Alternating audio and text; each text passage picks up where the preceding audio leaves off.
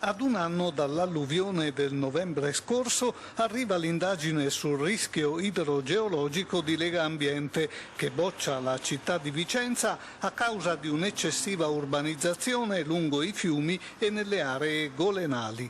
La città si è dotata di un adeguato sistema locale di protezione civile, ma ciò, dicono, non basta e il voto finale, 5,5, non raggiunge la sufficienza. Il problema principale che pesa nei comuni in cui siano presenti aree a rischio in Veneto è l'eccessiva urbanizzazione delle aree in prossimità dei corsi d'acqua e delle aree in prossimità di versanti franosi instabili.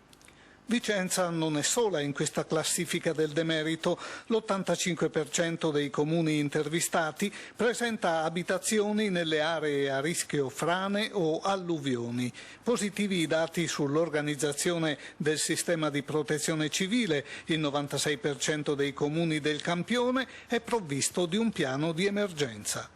Non si è fatto abbastanza per la prevenzione. Un altro degli aspetti che emergeva dall'alluvione era la cementificazione del territorio.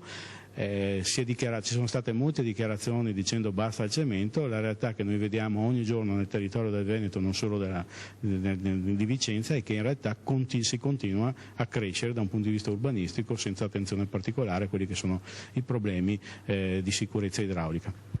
Dal 1983 al 2006 la superficie urbanizzata in Veneto è aumentata del 12,41%. A Vicenza il consumo di suolo tocca livelli record con il 14,51%.